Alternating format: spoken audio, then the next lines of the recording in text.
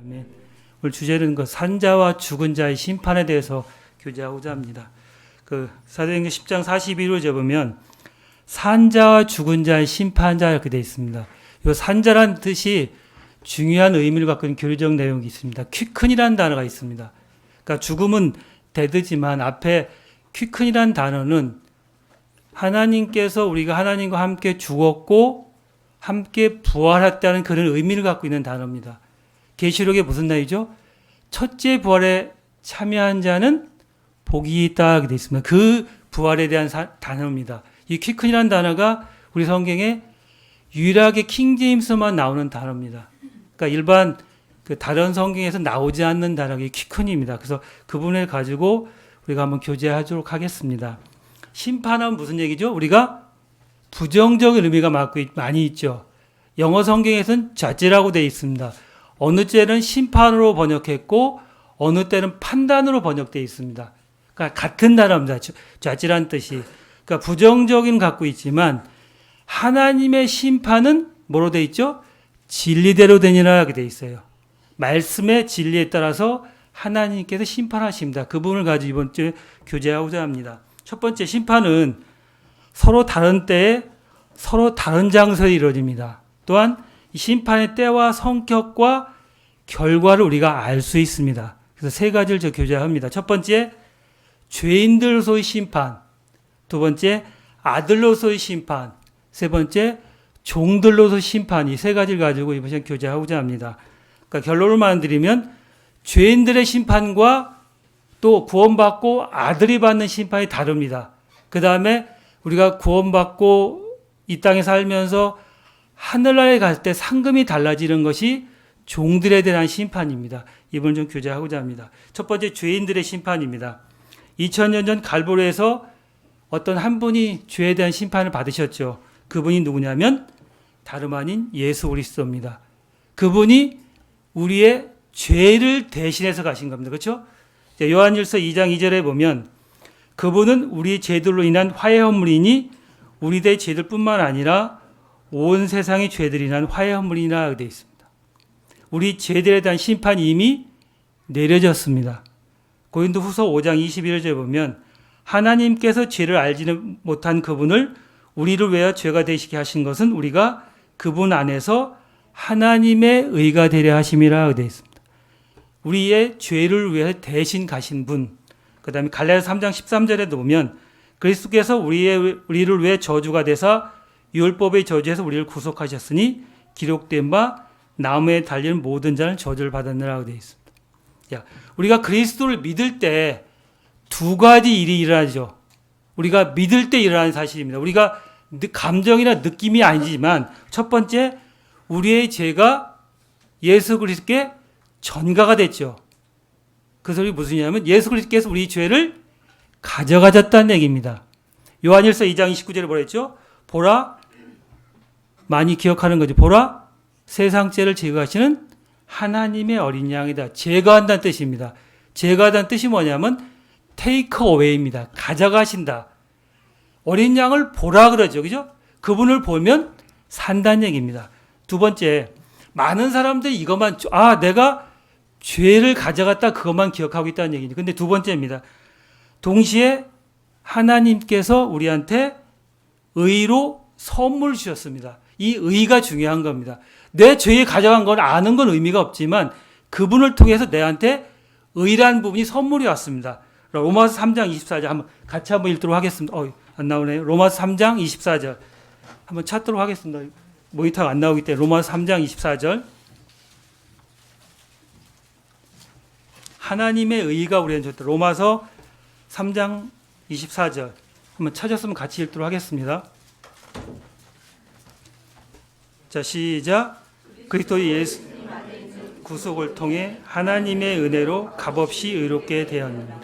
값없이 의롭게 됐느니라. 구속을 통해서 하나님의 의를 우리한테 값없이 주셨다는 얘기입니다. 그러니까 값없다니까 가치가 없는 것이 아니고 어떤 분이 돌아가신 것 때문에 내가 값없이 받았다는 얘기입니다. 그 값에 대한 대가를 예수님께서 치르셨다는 얘기입니다. 자, 이 사실을 우리가 아는 분만 아니라 그 사실을 믿었을 때 우리한테 하나님의 의가 주시는 겁니다. 이 사실은 죄인들의 심판과 이런 부분이 이미 하나님께서 이루어진 사실과 사건입니다. 이것은 뭐죠? 과거에 있었던 일입니다. 우리가 많은 사람들이 내가 구원받았어. 여기에 머물러 있어 과거에 너무 감상에 젖는 경우가 있습니다. 이것도 중요하지만 가장 중요한 게 우리들한테 뭐냐면 현재 어떤 심판을 우리한테 내리고 있냐 이거죠. 하나님께서. 그러니까 심판이라니까 벌 주는 것만 생각하는데 심판을 통해서 뭐죠? 하나님께서 우리 삶을 윤택하게 해주는 게 있습니다. 심판을 통해서 그러니까 동전의 양면성을 갖고 있는 게 심판입니다. 심판하면 나쁜 것 같지만 심판을 통해서 내가 하나님을 통해서 받는 것이 있습니다. 그것을 두 번째 아들로서 심판에 대해서 교제하고자 합니다. 아들로서. 이 아들로 심판은 현재 생활과 밀접한 관계가 있습니다. 또 이 심판은 하나님께서 부르는 그날까지 날마다 일어나는 일입니다. 우리가 느끼든 못 느끼든. 자, 우리가 우리 구원받았다는 건 뭐죠? 하나님의 자녀로 입양됐다는 얘기죠. 그것은 또 뭐죠? 내가 하나님의 아들이 되었다는 얘기죠. 또 그 말은 또 무슨 얘기죠? 하나님의 아들로 살아가는 겁니다. 살아가는 겁니다. 그러니까 내가 구원받았는데 하나님의 아들로 살아가지 못한다면 어떤 일이 벌어질까요? 징계라는 수단이 들어갑니다. 하나님께서 그걸 보도록 하겠습니다. 그러니까 여러분들은 하나님께서 왜 징계를 하신다고 생각하십니까? 부모님들이 자녀가 잘못해서 어떻게 하죠? 처음에는 조용히 타이르죠. 그 다음에 두 번째 뭐가 하죠? 좀 큰 소리가 하죠. 자매님도. 그죠? 세 번째 뭐죠? 너 맞는다 그러잖아요. 그죠? 그러니까 하나님도 똑같이 살아옵니다. 처음에는 하나님께서 아들로 살아가는데 별 잘못해도 죄를 지어도 그냥 넘어가는 경우가 있습니다. 근데 어느 정도 장성하면 하나님께서 그 죄에 대한 징벌은 반드시 합니다. 왜 그럴까요? 회개하지 않으면. 하나님이 나를 사랑하시기 때문에 그렇습니다. 자, 히브리서 12장 5절. 이것도 안 나오네요. 자, 히브리서 12장 5절을 같이 찾도록 하겠습니다.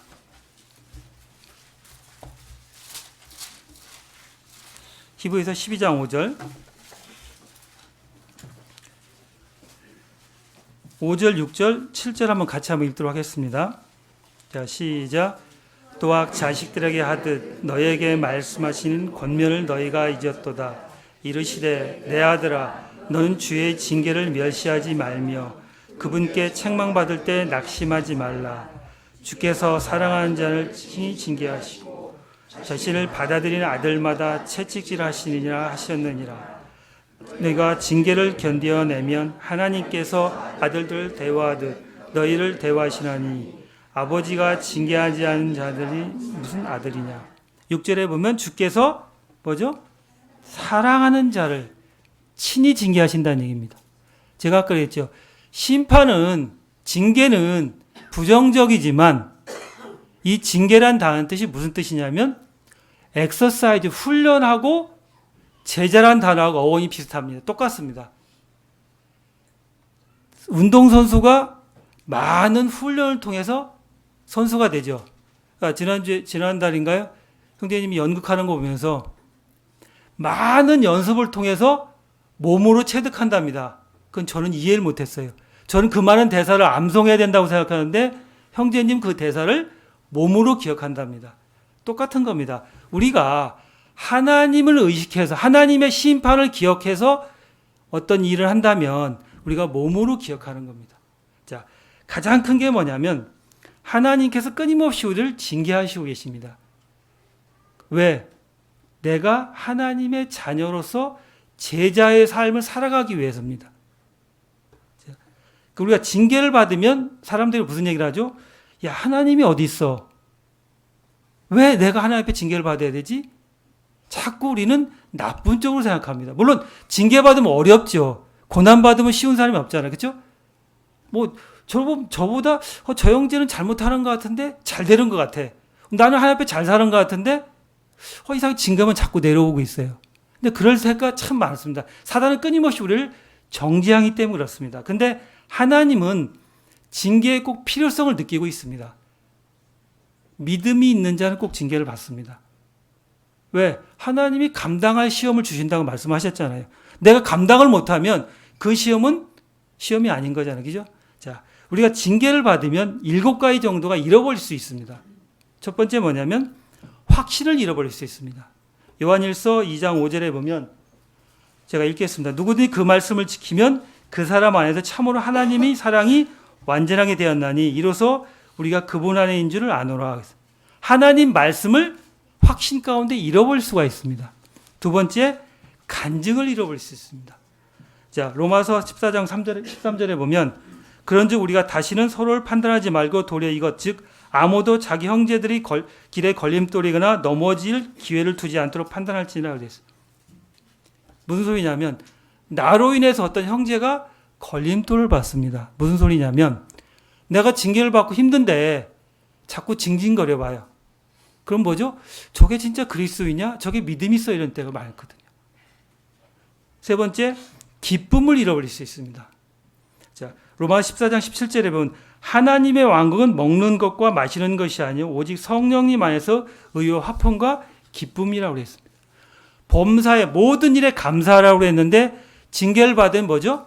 내 감사를 잃어버릴 수 있습니다. 기쁨을 잃어버릴 수 있습니다. 네 번째, 건강과 생명을 잃어버릴 수 있습니다. 많은 고민하면 뭐죠? 골수가 상한다고 얘기를 하거든요. 고민하면 잠 못 자죠. 우울하죠. 근데 우리가 징계를 받다 보면 또 어떤 마음을 갖고 있냐면 뭐 징계 별거 아닌 듯이 이렇게 생각하는 사람이 참 많아요. 뭐 징계 뭐 하나님께서 하면 그냥 넘어가 그런 뜻이 아니고 이 징계를 통해 내가 배울 것이 있다는 얘기죠. 아까 7가지 중에서 5번째 상급과 상속을 잃어버릴 수 있습니다. 내가 이 징계를 통해서 어떻게 대하냐에 따라서 상급과 상속을 잃어버릴 수 있다는 얘기입니다. 제가 오늘 주제가 이겼습니다.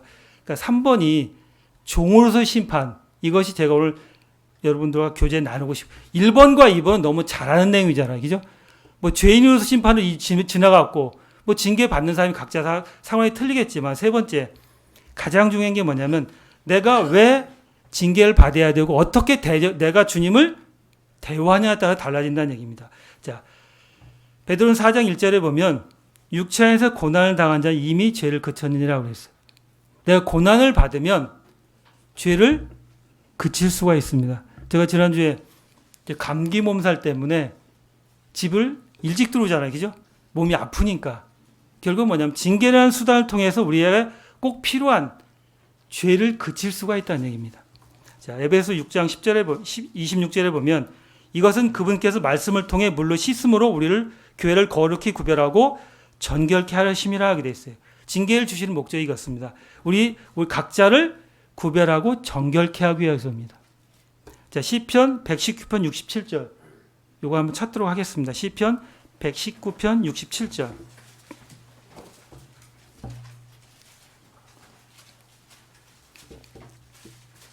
하나님께서 왜 우리한테 징계를 주신 목적입니다.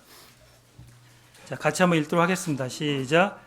고난 당하기 전에는 내가 길을 잃었사오니 이제는 주의 말씀을 지키나이다. 이제는 주의 말씀을 지키나이다. 하나님께서 징계란 수단을 통해서 우리 육신은 아담의 본성은 편하면 주님을 섬기질 못합니다. 돈이 조금만 있으면 뭐죠? 여행 가고 싶고 맛있는 거 먹고 싶고 자꾸 육신적으로 생각하지만 하나님께 징계라는 수단을 딱 치면 어떻죠? 삶이 정결해야 됩니다. 아담의 본성이 그렇습니다. 나는 안 그래. 뭐 그럼 믿음 있는 이거 좋으신 분이죠. 그러나 대부분의 사람들은 어떤 징계라는 수단을 통해서 심판이 들어가면 죄를 그치고 하나님과의 교제 가운데 들어갑니다. 그때 어떻게 하죠? 하나님 앞에 무릎을 꿇잖아요. 그래서 이제부터는 주의 말씀을 지키겠나이다 이렇게 되어 있습니다. 근데 이 징계를 통해서 우리가 배울 점이 있지만 징계를 또 피하는 방법도 있어야 되겠죠. 말씀을 통해서 우리가 하나님께서 피하는 방법을 가르쳐 줍니다. 로마서 8장 1절에 보면 그러므로 이제 그리스도 예수님 안에 있는 자들은 정죄함이 없나니 그들은 육신을 따라 걷지 아니하고 성령을 따라 걷느니라 되어 있어요. 그래서 8장 4절에 보면 이것은 육신을 따라 걷지 아니하고 성령을 따라 걷는 우리 안에서 율법의 의의가 성취하게 함이라고 되어 있어요. 육신을 따라가지 않고 성령을 따라가면 주님의 징계를 피할 수 있다는 얘기입니다. 꼭 사람들은 육신을 통해서 뭘 지쳐? 죄를 짓잖아요. 왜? 우리가 여전히 아들로 살지만 여전히 죄 가운데 있고 죄를 짓고 살잖아요. 그렇죠? 구원 받았다고 해서 죄를 안 짓고 깨끗하게 사는 사람이 없잖아요. 언제까지? 주님 나라 갈 때까지는 우리 끊임없이 죄를 짓고 끊임없이 뭘 하죠? 회개를 하지만 그 방법을 줄이는 방법은 뭐냐면 육신을 따라 살지 않고 성령을 따라 삽니다. 빌립보서 2장 13절에 보면 너희 안에서 일하사 자기가 참으로 기뻐하는 것을 원하게 하시고 행하시려게 하시는 분은 하나님이시다 그랬어요. 우리가 구원받을 때 하나님께서 주는 선물이 뭐 있죠? 성령님을 우리한테 선물로 주시잖아요. 에베소서에. 그렇죠? 성령님이 내 안에 들어와 계시다는 얘기죠. 그 성령님이 내주하심을 내가 인식하고 삶을 살아간다면 우리 삶은 어떻겠죠? 윤택해지는 거예요. 내가 육신적으로 부한 것이 아니라 말씀을 통해서 하나님 왕국을 이뤄갈 수 있다는 얘기죠. 그래서 빌립보 2장 13절입니다. 너희 안에서 일하사 그럽니다. 내 안에서 일하시는 분이 누구다? 성령님한테 내 삶을 드리는 겁니다. 사실 이게 말로 그렇지만 쉬운 부분은 아닙니다. 끊임없이 어떤 과정을 통해서 훈련이라는 과정을 통해서 징계라는 과정을 통해서 하나님께서 나타나는 겁니다. 징계 훈련이 없다면 이 삶을 들어갈 수가 없습니다. 그러니까 사도 바울이 로마 7장에서 뭐죠? 오호 곤고한 사람이다. 많은 계속 죄를 짓다가 회개하고 죄를 짓고 회개하다 보니까 어떤 법을 깨달았죠. 그게 뭐죠? 생명의 성령의 법을 통해서 삶을 살아갈 수 있겠다는 그런 하나의 법을 찾는 겁니다. 우리가 법은 무슨 얘기죠? 자꾸 율법을 생각하는데 로마서 8장이 뭐죠? 생명의 성령의 법을 통해서 우리가 하나님의 의를 이뤄가는 겁니다. 그 방법이 뭐다? 하나님께서 육신한 방법을 치시는 수밖에 없어요. 어떻게 보면 제가 끊임없이 전 두통이라는 과정을 쳤어요. 저는 지금 하나님께서 두통을 주셨어요. 몇 년부터. 그러니까 뭐죠? 한 11시쯤 되면 잠을 자야 돼요. 늦게까지 나쁜 짓 하면 그 다음날 아침에 너무 힘들어요. 근데 처음에 이걸 깨닫기까지는 너무 힘들었어요. 왜 하나님 나한테 이런 걸 주셨을까? 약도 먹을까? 별 생각 다 했지만 결론 제가 깨달은 게 뭐냐면 하나님이 나한테 가시를 주셨구나. 그러니까 늦게까지 가도 무슨 일이 있어 늦게 안 들어오고 또 일찍 들어와요. 그래야 죄를 그치고 또 잘 때는 머리가 안 아프거든요. 24시간 아픈데 잘 때 안 아프니까 자는 게 편하잖아요. 근데 자꾸 그쪽으로 갑니다. 그래서 제 삶이 자꾸 정결해지고 깨끗해지더라고요. 그러니까 우리가 처음에는 아까 말씀드렸다시피 이걸 왜 주셨을까? 왜 이런 일을 했을까? 계속 끊임없이 했지만 답을 못 찾았어요. 근데 로마서 읽다 보니까 너희 안에서 일하신 분이 하나님이다. 그 성령에 따라 사는 법이다. 이런 걸 제가 주님을 통해서 삶을 살았습니다. 그러니까 제 삶이 조금 깨끗해지고 기쁨이 와요. 왜? 그러다가 어떤 일을 하다가 안 아프잖아요. 그때 하나님께 감사해요. 이렇게 일을 쭉 하는데 정신없이 일하면 그 아픈 것을 잃어버릴 수가 있어요. 그때는 너무 좋아요.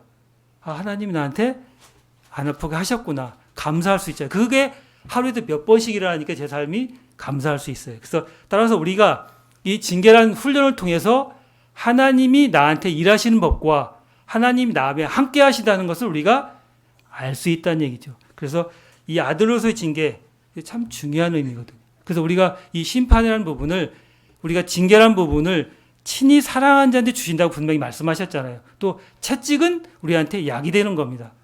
그죠? 뭐라고 그러죠? 사랑의 매라고잖아요. 매는 아프지만 부모가 그냥 때리나요? 아니잖아요. 그 자식이 잘 되게 하기 위한 거죠. 그러니까 똑같습니다. 하나님도 다루시는 방법이 우리 육신의 자녀들과 다루는 방법이 똑같습니다. 저는 어렸을 때 지원이 참 많이 때렸거든요. 왜 때렸냐면 제가 이렇게 올라가는 기대치가 있잖아요. 그 사이에 중간에 딱 끼는 거예요. 그러면 패면 조금 잘해요. 패면 잘해요. 그러다가 어느 순간부터 이제 고등학교 제가 1학년 때인가 2학년 때까지 한번 때렸던 기억이 나는데 왜냐하면 저는 하나잖아요. 그러니까 이렇게 좀 잘 됐으면 좋겠는데 자꾸 딴짓을 가요. 자꾸 방향을 자꾸 틀더라고요. 그래서 패다 보니까 이게 또 약간 그래서 다 커서는 안 때렸어요. 왜? 어느 정도 우리가 삶에 믿음이 들어오면 하나님과의 교제 가운데 들어갈 수 있어요. 어렸을 때 하나님께 자꾸 징계를 주지만 어느 정도 우리가 성숙한 그리스도인이 되면 하나님께서 내가 회개할 수 있는 방법도 알고, 이게 죄라는 것도 알고, 하나님이 이러면 징계하겠다. 내가 어떤 방법이죠? 감이 오는 거죠. 말씀을 통해서. 그래서 우리 삶이 깨끗해지고 윤택해지는 겁니다. 이 징계를 통해서. 세 번째, 종으로서 심판을 하겠습니다. 그러니까 우리가 갈보리 심판을 통해서 죄인의 심판 끝나고, 그 다음에 아들로의 심판은 매일매일 삶 가운데 이루어지지만, 그 다음에 죽은 후에 종로의 심판이 이루어집니다. 죽은 후에. 제가 어저께 결혼식을 갔는데 딱 문자가 들어왔어요. 그 밑에 이제 결혼식장 밑에 장례식장이 있어요. 문자가 누가 돌아가셨다 문자가 있어요. 그래서 한 방이 끝나고 왔는데, 산자와 죽은 자의 갈림길은 뭐죠? 예수님을 믿고 안 믿고 차이예요. 아까 산자라는 게 무슨 뜻이라고 했죠? 퀴큰이라는 뜻은 우리가 영원히 죽지 않는다는 얘기입니다. 근데 죽지 않지만 하나님의 나라에 가서 우리가 심판이란 단계를 또 분명히 거쳐야 됩니다. 근데 그리스도 심판석은 분명히 우리한테 주어질 겁니다. 그리스도 심판석은 왜 있을까요? 그리스도 심판석은. 첫 번째, 에베소 5장 27절에 보면 그것은 점이나 주름이나 그런 것이 없는 영광스러운 교회로 자기를 위하여 제시하려 하심이니 교회가 거룩하고 흠이 없게 하려 하심이라고 되어 있습니다. 자, 하나님 나라는 벌이 있을까 없을까요? 있어요, 없어요? 없습니다. 없기 때문에 이 땅에서 우리가 잘못한 것을 다 벌을 받던가 심판을 받아야 됩니다. 왜? 잘못한 건 하나님은 반드시 벌하시는 분이기 때문에 그게 하나님의 공의이고 심판입니다. 내가 잘못했는데 그냥 넘어간다? 그런 법은 없습니다. 하나님은. 꼭 하나님은 그거에 대한 징계가 분명히 있습니다. 따라서 그리스도 심판석은 우리가 깨끗하게 하기 위해서 심판석이 분명히 있습니다. 두 번째, 그리스도는 이 땅에 행한 대로 보상을 받습니다. 세 번째, 이 종들의 심판은 보상에 대한 심판입니다. 로마서 14장 12절에 보면 그러므로 이와 같이 우리 각 사람이 자신에 관하여 하나님께 회개보게 하리라 되어 있어요. 각 사람이 하나님께 이 땅에서 어떻게 살았냐에 따라서 회개보고 할 겁니다. 형제님들 직장생활 하다 보면 뭐 했죠? 연말정산 하잖아요. 저도 연말정산과 회사 회계복을 했습니다. 하물며 이 땅에서도 그런 일을 하는데 하나님 나라에서 그런 것이 없다면 하나님의 공의가 아니죠. 하나님 분명히 그리스도 심판을 속에서 우리 삶을 깨끗하게 사는 부분에 대해서 반드시 보상을 해 주실 겁니다. 고린도 5장 10절에 보면 우리가 다 반드시 그리스도 심판석 앞에 요건 한번 같이 한번 고린도 후서 5장 10절 한번 같이 성경 좀 보게 하겠습니다. 고린도 후서 5장 10절입니다.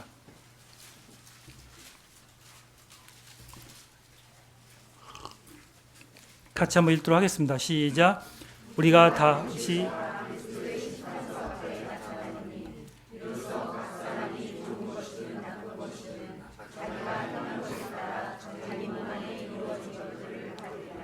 반드시 다 그리스도 심판석 앞에 서리니 그랬어요. 있어요. 이 심판은 구원받은 후에 우리가 어떤 삶을 사느냐에 따라서 하나님께서 보상해 준다는 뜻입니다. 자, 우리가 믿음의 행위와 구원받을 때 행위가 똑같은가요? 다르잖아요. 자, 구원은 주께서 우리의 행하신 일을 주어지는 선물입니다. 보상은 우리가 주를 위해서 한 일에 대한 보상입니다. 구원은 주님이 나한테 해주신 일이지만 이 보상은 내가 주님으로 해서 해드린 일입니다. 구원은 한번적이지만 단회적이지만 보상은 평생에 걸쳐서 하는 일입니다. 구원은 은혜의 선물이지만 보상은 각 사람의 행위에 따라 주어지는 겁니다. 구원은 믿음으로 주어지지만 보상은 믿음의 행위와 사랑의 수고가 됩니다. 자, 구원은 우리 안에 영원한 생명을 소유하지만 보상은 관을 주어지는 겁니다. 자, 구원은 이 땅에서 받는 보상이지만, 구원은 이 땅에 받는 보상이지만, 하늘에 받는 보상은 하늘에서 받는 보상입니다. 구원은 현재 우리가 소유하고 있지만, 보상은 앞으로 받게 될 일입니다. 그렇죠? 구원과 보상은 분명히 구별하시기 바랍니다. 내가 구원받을 때 행위로 구원받는 게 아니고 믿음으로 받지만 구원받고 이후에 행위에 대한 것은 우리가 믿음의 행위와 사랑의 수고를 하는 겁니다. 이 보상은 뭐가 반드시 따르죠? 사랑이라는 부분이 따릅니다. 어떤 성도에 뭐 하려면 뭐죠? 내가 시간을 투자해야 되고 또 뭐죠? 물질을 투자해야 됩니다. 이게 사랑의 수고입니다. 자, 고린도전서 3장 13절 이것도 보도록 하겠습니다. 오늘 또 스크린이 안 나오네 여기죠? 그래서 수고 좀 해야 될 것 같습니다. 제가 드렸는데 성경 찾는 것이 전 아직까지는 그렇게 보는 것보다 성경 찾는 게 좋습니다. 고린도전서 3장 13절. 자, 같이 한번 읽도록 하겠습니다. 고린도전서 3장 13절. 시작. 각 사람의 일이 드러나리라. 그날이 그것을 밝히 드러내리니 이는 그것이 불에 의해 드러나고 그 불이 각 사람이 예, 고맙습니다. 각 사람의 일이 드러난다는 얘기입니다. 행위입니다. 그날이 언제죠? 그게 또 심판 때입니다. 그것을 밝히 드러나니 이는 그것이 불에 의해 드러나고 어떤 종류인지 그것을 시험할지라 되어 있습니다. 자, 12절에 보면 금과 은과 보석이 있습니다. 그 다음에 나무와 건초와 집이 있습니다. 다 구별되어 있죠. 불에 들어가면 금과 은과 보석은 남죠. 근데 나무와 건초와 집은 불타 없어질 겁니다. 우리가 한 행위에 대해서 잘 판단하시기 바랍니다. 내 하는 행위가 하늘나라에 가서 다 없어진다고 생각하면 뭐죠? 헛된 일이잖아요. 근데 그것이 남았다면 주님을 통해서 보상을 받는 겁니다. 사람에게 행한 모든 일은 주께서 다 보상해 준다고 얘기합니다. 누가 베풀든지 간에 주님께 다 갚아주실 것입니다. 에베소 6장 8절에 보면 어떤 사람이 무슨 선한 일을 행하든지 그가 매인 자든 자유로운 자든 주에게서 바로 그것을 받는 줄 아니라 되어 있습니다. 원수에게 행하든 아니면 가난한 자에게 행하든 그 다음에 어떤 일을 행하든 간에 주님께서 그 일에 대해서 자신에 대한 행한 일로 간주하십니다. 하나님께서. 누구한테 한다고요? 하나님께 행한 거예요. 잠언 19장 17절에 보면 가난한 자를 불쌍히 여기는 자는 주께 빌려드리는 것이니 그가 베푼 것을 그분께 다시 갚아주리라고 되어 있어요. 자, 불쌍히 여긴 자를 긍휼히 여긴 게 뭐라고요? 주님께 빌려주는 거라고 했어요. 우리는 남한테 빌려주면 뭐라는 얘기죠? 빌려줄 때는 편하게 주고 받을 때는 어떻게 받죠? 예, 엄청나게 힘듭니다. 이 사람 왜 안 주지? 달라고 쫓아다닐 정도예요. 근데 주님께 빌려드린 것은 분명히 주님께 다시 갚아준다는 얘기입니다. 주께 빌려준 것. 그렇죠? 주님께서 후히 주신다고 얘기를 했어요. 근데 지금까지 보면 제 경험으로 봐도 하며 성동기지만 내가 준 것보다 주님은 더 많이 주시더라고요. 근데도 인색하니까 요거 드리면 줄까 안 줄까 고민을 해요. 이 육신이라는 게. 근데 주님은 분명히 내가 준 것보다 훨씬 더 많이 주십니다. 경험하신 적 있습니까? 전 몇 번 경험했는데 그래도 전 이제 계속 고민을 많이 합니다. 자, 우리가 세상의 형제들에게나 이웃들에게 많이 베푸시기 바랍니다. 그건 다 주님께 연관된 일입니다. 불쌍히. 그러니까 그것이 구원 받은 사람이든 안 받은 사람이든 주실 수 있을 때 주시는 것이 주님한테 빌려드리는 겁니다. 자, 고린도서 3장 23절에 보면 너희가 무슨 일을 하든지 마음을 다해 주께 하고 사람에게 하지 말라. 너희가 상속 유업의 보상을 주에게서 받는 줄 아느니 너희는 주를 섬기느니라 하게 돼 있어요. 우리 각 사람이 누구한테 한다고요? 주께 하듯 하라 그래 있어요. 그에 대한 보상을 주님께서 주신다는 얘기입니다. 교회 일도 마찬가지입니다. 그것도 누구한테 하고요? 주님께 하듯 그 보상을 주시는 것이다. 여다음 말씀 요새 무슨 탄핵 심판을 많이 하잖아요. 그죠? 제가 오늘 보니까 누가 이렇게 그 핸드폰을 닦아서 딱 주더라고요. 보신 적 있습니까? 그쵸? 근데 우리가 주님 앞에 나올 때 어떤가요? 아니면 내 성도를 사랑할 때 어떤가요? 그 정도로 우리가 하나요? 그 행정관이 강남의 그 아줌마한테 핸드폰을 딱 닦아서 드리잖아요. 그쵸? 근데 진짜 사랑하는 성도들인데 내 이웃한테 어떤 태도를 좀 우리가 하고 있냐 이거죠. 그런 부분이 누구한테 한다? 죽게 하듯 하라. 죽게 하듯 하라. 마음을 다해 죽게 하듯 한다면 그것이 곧 주님을 섬기는 일이라고 했습니다. 그리스도를 섬긴다. 우리 일상생활에서 주님을 섬길 때가 너무 많습니다. 우리가 주님을 섬긴다면 뭐 선교를 하고 뭐 복음을 전하고 물론 그것도 중요하죠. 근데 우리 일상생활 가운데 주님을 왜?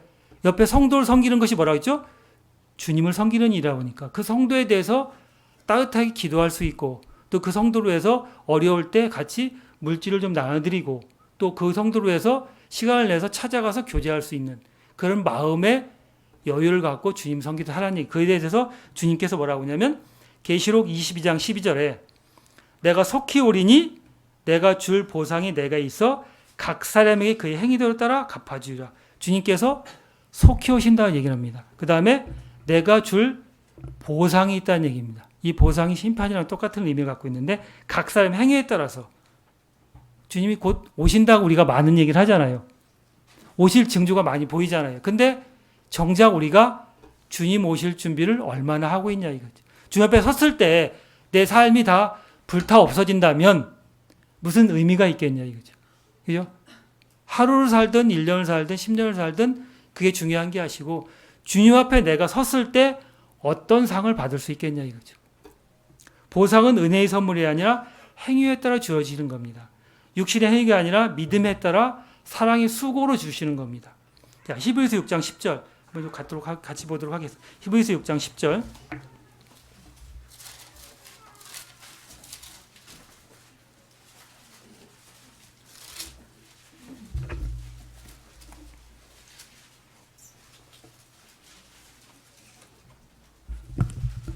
히브리서 6장 10절 같이 한번 읽도록 하겠습니다. 시작. 하나님은 불의하지 않으사 자신의 이름을 위해 너희가 보여준 너희의 행위와 사랑의 수고 곧 너희가 성도를 섬겨온 것과 또 섬기고 있는 것을 잊지 않.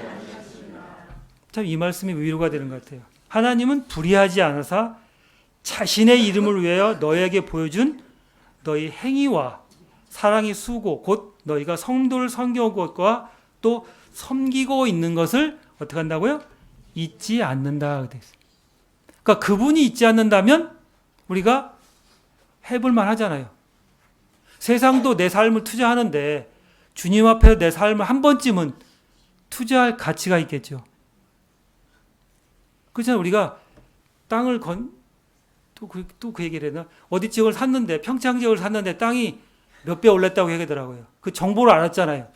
우리가 하나님이 보상을 준다는 정보를 알았잖아요. 그렇죠? 그 정보를 알고 투자를 않는다면 그 어떤 사람이죠? 바보죠. 그렇잖아요. 아니 몇 배 상금을 하나님이 주신다는데 그게 우리가 그리스도 심판석은 우리가 휴거된 다음에 바로 하나님께서 심판석을 통해서 상금이 다 나눠주잖아요. 근데 그 상금은 뭐죠? 우리가 하나님이 예수님과 함께 이 땅에 재림할 때 왕과 제사장으로 이 땅에 오시잖아요. 그래서 하나님이 이 땅을 통치권을 주시잖아요. 우리한테. 어떤 사람 많이 받을 거고 어떤 사람 적게 받을 거잖아요. 근데 그때 갔는데 내가 통치할 것이 아무것도 없다 생각하면 뭐라고 그랬어요? 히브리서 뭐라고 하죠? 부끄러운 구원이다. 그렇게 되죠. 나는 그냥 구원만 달랑 받았어. 이거 좀 그렇잖아요. 이 땅을 창조하신 그분이 내 안에 들어와서 나와 함께 했는데 나한테 주실 상금이 하나도 없다. 조금 그것도 생각해 볼 문제잖아요. 그죠? 엄청난 투자 가치가 있는데 요새 돈 있으면 달러를 사시기 바랍니다. 달러가 많이 오를 거랍니다. 트럼프 때문에. 그건 정보를 알았어요. 근데 문제는 저는 돈이 없습니다. 근데 저는 제 몸이 있기 때문에 성도를 섬길 수 있는 투자할 수 있는 투자처가 있는 거잖아요. 우리가 삶을 한번 투자해 보시기 바랍니다. 구원은 삶의 결과가 아니라 은혜로 받은 삶의 시작이고 출발점입니다. 구원은 시작인 거죠. 보상은 목표입니다. 그죠? 구원은 시작이지만 보상은 목표점입니다. 그래서 빌립보 3장 14절에 뭐라 했죠? 그리스도 예수 안에서 하나님의 높은 상을 받으려고 표대를 향해 밀고 나가니라 그랬어요. 밀고 나간다는 건 뭐죠? 확 밀고 나간다는 얘기입니다. 부르신 상을 위해서 하나님께서 우리를 부르셨습니다. 또 또 그 부르심에 우리가 어떻게 했죠? 반응을 해서 받아들였죠. 또 하나님께서 나를 아들로 또 받아주셨어요. 그렇다면 이 부르심상에 대해서 내가 반응할 건 뭐냐면 하나님이 나를 통해서 일하시게 해서 그분이 또 영광받는 이런 과정을 통해서 우리가 삶을 통해서 훈련인 과정을 거칩니다. 자, 고린도서 15장 58절 끝날 때까지 안 나올 것 같아요. 그죠? 고린도서 15장 58절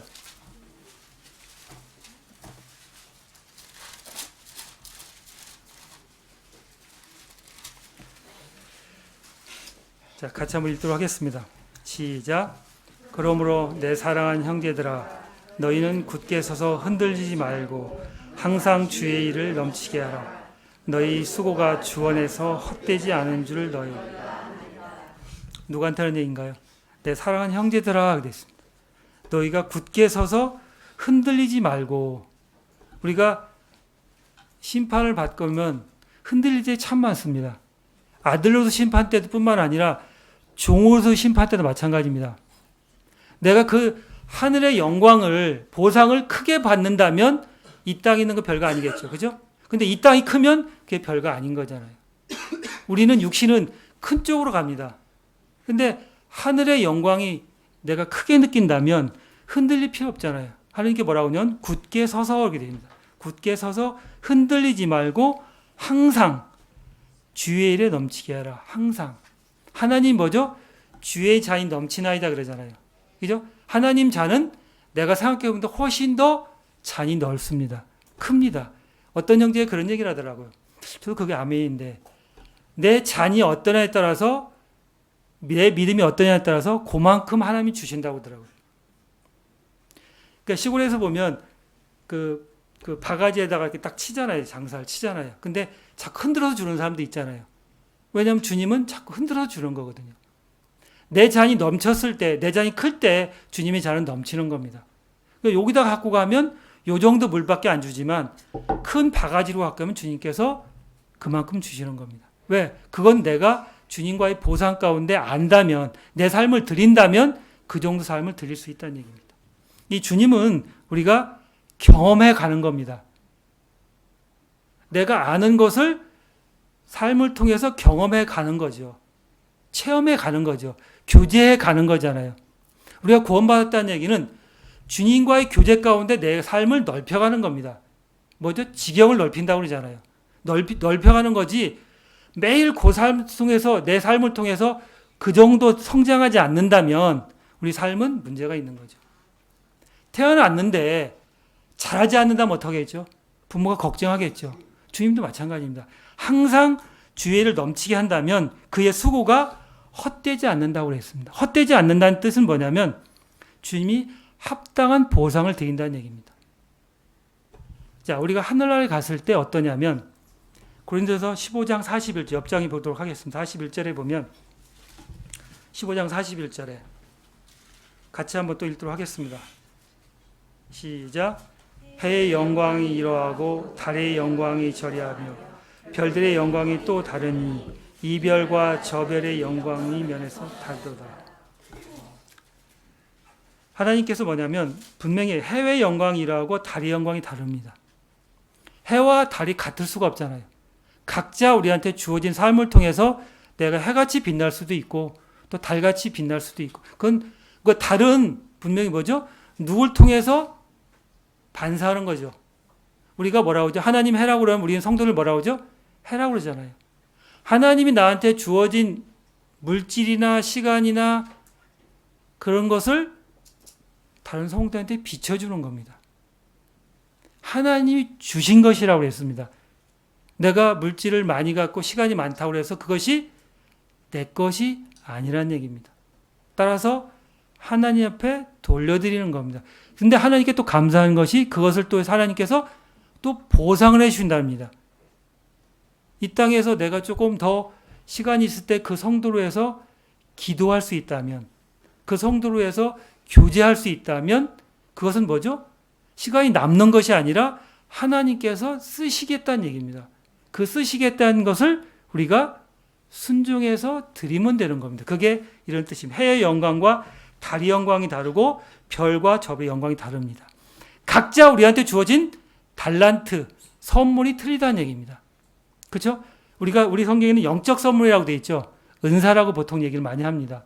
하나님께서 나한테 주어진 은사, 달란트는 하나님 앞에 쓰여드리는 겁니다.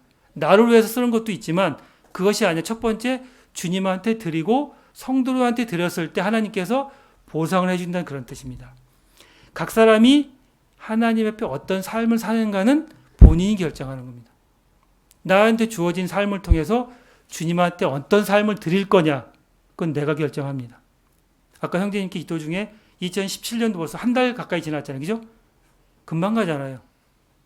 제가 이제 50대 후반인데 그렇게 안 보이잖아요. 그죠? 50대 후반인. 보여요? 어느 순간에 후딱 지나갑니다. 근데 이제 사람들 만나게 어릴 때 친구들 만나면 똑같이 노는 게 똑같잖아요. 근데 제 나이가 잃어버릴 때가 있는데 50대 후반이니까 사람들 뭐라 그러죠? 시속 50km 이상을 간다고 그래요. 60대는 60km 간다고 그러고 70대는 70km 간다고 그래요. 후딱 갑니다. 이게 이제 사람들이 연세가 들면 고민을 하시나 봐요. 저희 아버님 봐도 많이 달라지셨어요. 근데 오늘 갑자기 죽음을 얘기하시는 거예요. 사람들은 저희 아버님 100세까지 사신다고 그랬거든요. 자기는 죽어도 100세까지 산대요. 안 죽고. 근데 사람들은 어느 순간에 죽음이라는 걸 생각합니다. 저는 항시 죽음이라는 걸 생각하고 살아갑니다. 오늘 주셨을 때 과연 나한테 내일이라는 시간을 주실까? 근데 오늘 삶이 좀 깨끗해지려고 노력을 해요. 주님을 통해서. 근데 내일이 있을까요, 우리가? 모르는 거잖아요. 그죠? 내일이 있다고 생각하지만 내일이 있는 걸 모르잖아요.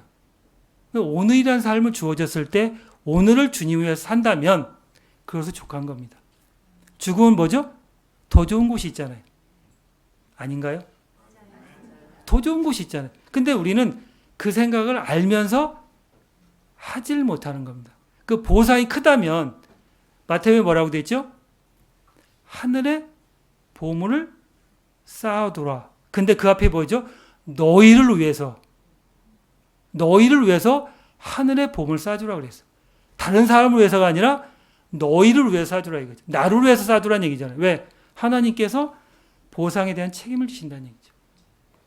그 부분이 2017년도에 우리가 또 1년 시간 주어진다면, 주님이 안 오신다면 내년 요맘쯤 됐을 때 과연 내 삶을 또 돌아보겠죠. 제가 2016년 돌아보면서 또 삶을 또 정리를 해봤어요. 근데 그렇게 많은 상금을 받을 것 같지는 않아요. 근데 그건 모르죠. 주님이 또 다르시니까. 제 생각과 주님 생각은 다르니까. 따라서 우리 삶을 어떻게 드리고 어떻게 결단하느냐에 따라서 오늘 삶은 달라지는 겁니다. 그 결정은 내가 하는 겁니다. 남이 해줄 것 같죠? 천만에 내가 하는 겁니다. 내가 그리스도 심판서에 주님과 나와 일대에 섰을 때 엄청나게 무섭죠. 두려울 겁니다. 내가 주님 앞에 섰을 때. 근데 내 것이 다 없어진다면 그것도 삶에 대한 문제지만 근데 생각보다는 주님께서 많은 보상을 주실 것 같아요. 저는 그렇게 믿어요. 내가 한 것보다 더 많이 주실 것 같아요. 그렇게 살고 싶어요. 자, 정리를 하겠습니다. 우리가 죄인으로 심판은 이미 받은 겁니다. 그렇죠? 받았죠. 여기서 머무는 것이 아니라 아들로서 심판이 지금 진행형입니다. 아들로 심판과 종의 심판이 같이 갑니다. 그 다음에 우리가 하나님 앞에 고난을 받고 징계를 받고 훈련 받을 때 감사를 받을 수 있을 정도의 신앙이 자라갔으면 좋겠어요. 저뿐만 아니라 여러 성도님들이. 그걸 통해서 우리 삶이 깨끗해지고 거룩해지고 그걸 통해서 다른 성도를 한 번쯤 기도할 수, 왜? 내가 이런 일을 당하니까 다른 성도 아프겠다. 이렇게 기도할 수 있는 그것이 주님을 통해서 삶을 깨끗하고 또 심판석을 통해서 우리가 상급을 받는 겁니다. 하나님을 섬기기 위해서 우리가 종으로 선택받았다면 다른 성도 섬기는 것도 당연한 것입니다. 왜? 그것이 지체이기 때문에. 하나님의 교회의 그리스도 지체이기 때문에. 제가 어저께 좀 가다가 넘어졌어요. 근데 발목을 잠깐 삐끗했는데 팔목을. 근데 되게 신경 쓰여요. 근데 이 팔목을 다쳤다고 해서 문제는 없지만 그 머릿속에 항상 다른 신체는 이쪽에 신경을 쓴단 말이에요. 똑같은 겁니다. 우리 지체의 원리가 똑같습니다. 다른 성도가 아프거나 눈물을 흘릴 때 같이 눈물을 흘려주고 같이 기쁨을 나눌 수 있는 성도라면, 그런 이 서울 침례교회 성도들이라면 2017년도에도 그 삶은 윤택해질 겁니다. 그래서 그날에 우리 모든 성도들이 함께 달려갈 수 있다면, 마라톤 할 때 혼자 뛰는 경우는 없죠. 그죠? 어느 순간에 같이 스타트 합니다. 혼자 뛰면 뒤치만, 그래서 뭐냐면, 그러니까 페이스메이커라고 하죠. 그죠? 앞에 뛸 때 어느 순간까지 같이 뛰어주는 사람이 있어, 앞에서. 그럼 이 사람만 따라가는 겁니다. 그러면 같이 갔을 때 힘이 받고 기록이 단축되는 겁니다. 똑같은 겁니다. 우리 지금 교회에서 성도님들이 같이 뛰고 있습니다. 물론 뒤처진 사람도 있고 앞서는 사람도 있지만 같이 협력해서 같이 뛸 수 있다면 2017년도 좀 멋있을 때 12월 25일 날 연말에 송년 파티할 때, 송년 잔치할 때 너무 멋있을 거 아니에요. 그때 간증하면서 어떤 형제한테 감사할 수 있고 문자 한번 날릴 수 있다면 그것으로 족한 거죠. 왜? 우리 그리스도 심판한테 쓰더지 2017년도에 우리가 마감했을 때 주님 앞에 감사할 수 있었다면 참 좋겠다. 그래서 온 마음을 다해서 2017년도에 성도님들이 함께 뛰었으면 좋겠습니다. 그날을 위해서. 그래서 우리 모두 사람들이 많은 상금을 받고 주님 앞에 영광 돌리고, 저 형제 때문에, 저 자매 때문에 내가 감사했다. 이런 말씀을 들을 수 있는 2017년 됐으면 좋겠습니다. 말씀을 마치도록 하겠습니다.